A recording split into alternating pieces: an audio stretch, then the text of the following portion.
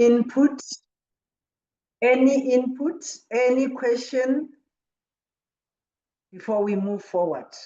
This is an open floor. You're welcome to just say what is in your mind, what God has dropped in your heart.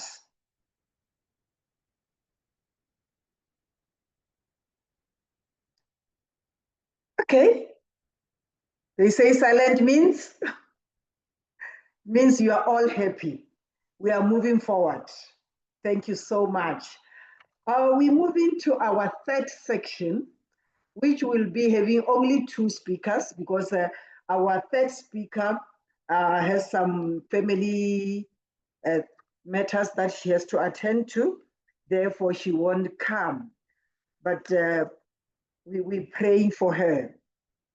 Our first speaker in the third section is none other than a veteran. We are talking about veterans in the kingdom. People who have been there, who have seen that and done that. And they have something to say, and we need to listen carefully. I'm talking about Darren van der Tang. Darren is an international best-selling author, an artist, a poet, a blogger of a blog called Crossing My Bridges. She dedicated much of her life finding her uniqueness, her unique voice, and expressing that through different mediums. Today she's here because she's going to talk about something very, very unique, very, very spiritual, abstract. It needs some spiritual discernment, which goes with the scripture, we walk by faith, not by sight. Her topic says, seeing through the glass darkly. Seeing through the glass darkly. Darren, you're welcome to the platform. Thank you so much, Diana. It's really is an honor to be asked by you to talk on your platform. And yes, I want to just say I have been through so many life-changing and challenging circumstances. I also have lost my marriage through divorce and widowhood. I also lost my country of birth, and I've had many other challenges. And without my faith, I would have gone under. So I'm talking to you today about my latest challenge. And I also would like to just acknowledge all the ladies who've spoken today as well. They are also women of courage and of vision.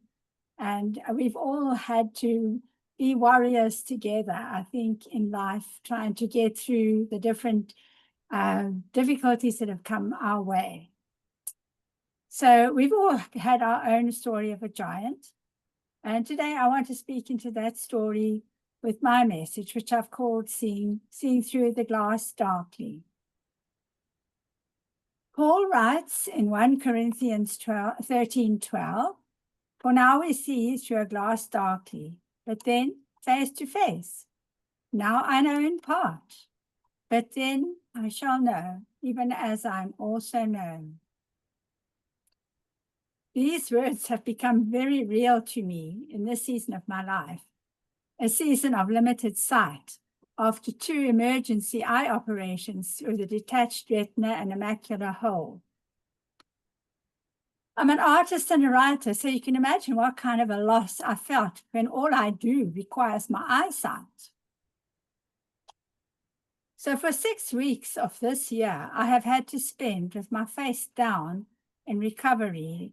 That is part of the operation recovery process, that I wasn't able to sit upright or to sleep on my back. So it was very difficult. And I had to spend my days just listening to podcasts and music. There was little else that I could do. So it was while I was listening to a podcast about William Blake and his 4 ways of seeing, it was like a light was switched on. I realized something that when my eyes couldn't see, my soul began to know. And this kind of seeing was an inner seeing, not an external seeing. So in the darkness, a way opened into the mystery of spiritual knowing. I don't know if any of you have heard of William Blake, but he was a poet and an artist who lived about 200 years ago. And he was also a visionary. And I've always admired his work. He spoke of 4 levels of seeing. First of all, there's the outward appearance, the surface sight. You can see its shape, you can weigh it, you can measure it, you can see its colors, etc. You could take an apple as an example. You can see it. Then the second one, there is a deeper seeing. When an action can be taken, you utilize what you see. For instance, an apple is not only something you can see, but you can also eat it. You can plant an orchard, you can pick it. You are utilizing it. The third level is when imagination wakens. It gives meaning and beauty to it. And this is the realm where artists and poets live. We can paint it or write about it, to do a poem about it. There's many ways that we can interpret this particular thing we are seeing.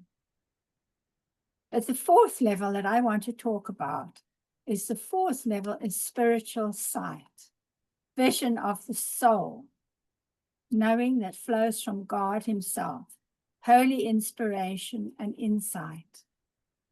These become metaphors and parables, enabling us to understand spiritual matters and connect with our Creator. This is the way that Jesus taught, through parables. And I think Malema, she spoke about the pearl in the oyster, and that was how Jesus taught. It was through something of creation, something that people understood. So sight is what your eye takes in, but seeing is what your heart discerns. When we live only by sight, we are limited. When our sight dims, when the glass grows dark, we're invited into another way of seeing. Excuse me. When my sight was so limited, I found myself in the shadow world. Things I once took for granted I could not do. It was very difficult to cope with things. My sense of judgment and picking things up was totally whacked. So at first, I felt it was really a big loss. Would I ever be able to paint? And would I ever be able to write again? But then I began to sense that God was inviting me deeper. That the dimness of my vision was not the end of seeing.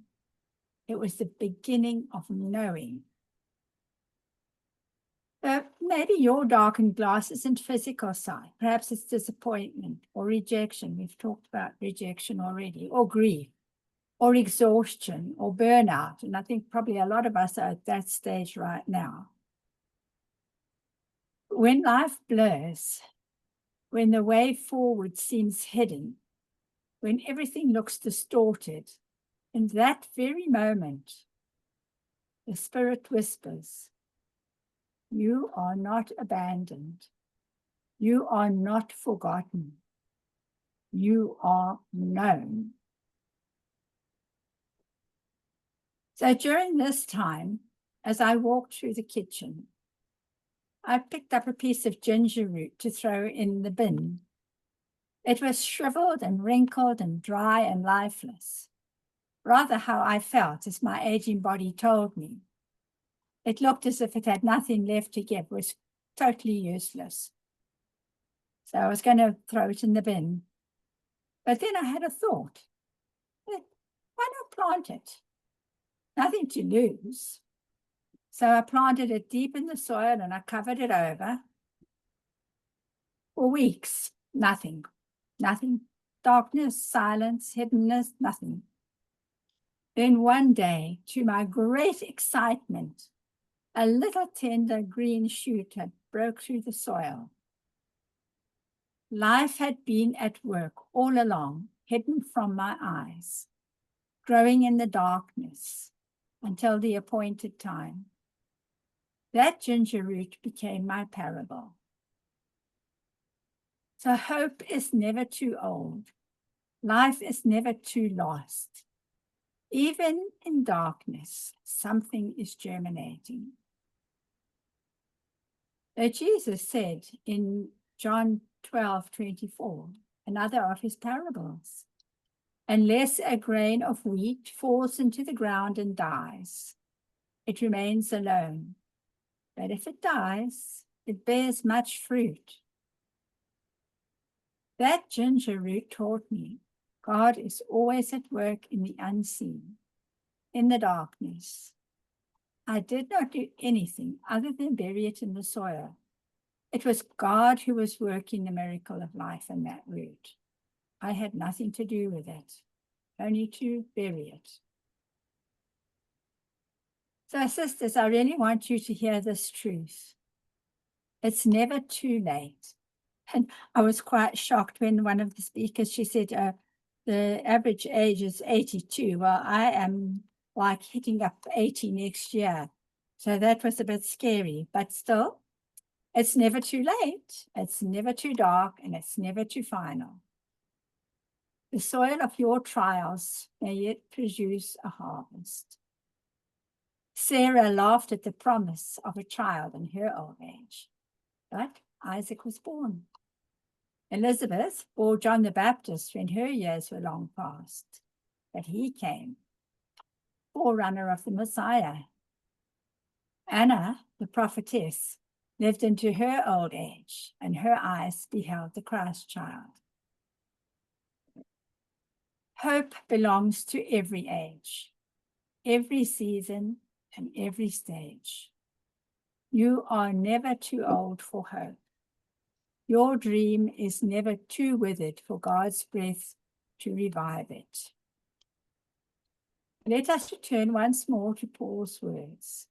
For now we see through a glass darkly, but then face to face.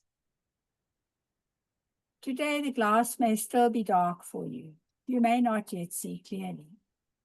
But one day the veil will lift, the fog will clear, and you will see face to face. Until then, trust the soil, trust the hidden work of God, trust in your darkness that new life is pressing upwards. So the giant I overcame is not blindness, but despair. For in darkness, the soul truly learns to know. And only God can work in the darkness and bring back our withered dreams to life. So tender and green, like a ginger root, pressing through the dark earth into the light. We also have to trust that God will eventually bring into being the dreams and the hopes and the life that He's got prepared for us and the purpose. So lift your head, take courage, and believe again, because you're never too old for hope. And I have had all these experiences in my life, which I've put together in a book called The Journey, Your Guide from Lost to the Land of New Dreams. So I would be happy if people would like to contact me through all the different life experiences I've had. I have dropped in the chat box there my newsletter sign up and a link to the journey and a link to my web page. So I would love to keep in touch with you ladies and to help you or to encourage you. And just thank you, and thank you, Diana, for listening to me and for inviting me. And I hope that I have given you a new way of looking at life and a new way of seeing, even if everything does seem dark around you. Thank you so much. Thank you so much, Darren, for coming through to this. We have learned a lot, that it is in the dark where the soul truly knows. And it reminds me of in the book of Genesis, I think between chapter 1 and 2, where everything happens and God said the world was without form. It was dark. And he said the word, let there be light. And voila, there was light. And we thank God that we need to level up. We need to understand that seeing is not just by virtue of our physical eyes, our spiritual eyes. And through our spiritual eyes, we are able to find our main purpose, our God's original designs about ourselves. And we should realize also that it is not over until God says so. That ginger, according to your eyes, was shriveled. You could have thrown it into the bin, but something in you, the Spirit said, put it into the soil. And it germinated. And more often than not, that reminds me of our ideas. There are so many ideas that comes to mind, and we throw them into the dustbin. If we could have just put them into the soil, they would definitely germinate, because nothing is impossible with God. Thank you, and thank you so much.